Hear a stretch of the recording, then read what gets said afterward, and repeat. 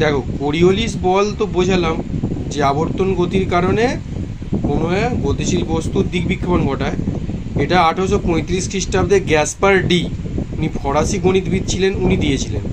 তারপরে ফেরেলের সূত্র বলেছে যে উত্তর গোলার্ধে বায়ু ডান দিকে আর দক্ষিণ গোলার্ধে বায়ু বাঁ দিকে প্রবাহিত হয়। এটা ফেরেল 1859 সালে দিয়েছিলেন।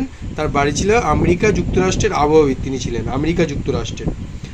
আর 22 ব্যালট সূত্র দিয়েছিলেন, 22 ব্যালট তো 1857 সালে দিয়েছিলেন। তিনি ছিলেন ডাচ আবহাওয়াবিদ। তিনি বলেছিলেন উত্তর গোলার্ধে যদি আমি পিছন করে দাঁড়াই তাহলে কি হবে বায়ুর চাপের দিকে, তাহলে ডান দিকে বেশি চাপ দেবে, বাঁ দিকে কম চাপ দেবে।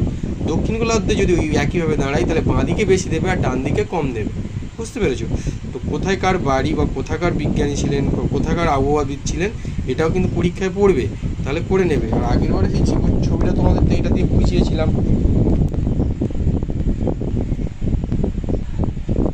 যে পৃথিবী পশ্চিম থেকে পূর্বে আবর্তন করে, আর যে বায়ুর যে বস্তুগুলোর যেটা গতিশীল বস্তুর দিক বিক্ষেপণ ঘটে।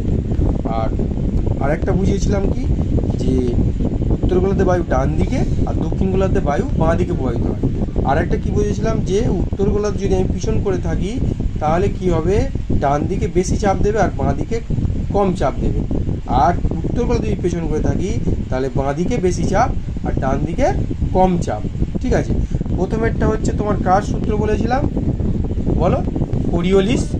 ইনি কত 1835 সালে দিয়েছিলেন, ফরাসি গণিতবিদ, এনার পুরো নাম গ্যাসপার ডি। তারপরে দিয়েছিলেন এটা কী বলছিলাম, ফেরেলের সূত্র। ফেরেলের সূত্র 1859 সালে, উনি আমেরিকা যুক্তরাষ্ট্রের আবহাওয়াবিদ ছিলেন, উইলিয়াম ফেরেল। তাই 22 ব্যালট 1857 সালে উনি ডাচ আবহাওয়াবিদ ছিলেন। ক্লিয়ার নাকি? ক্লিয়ার।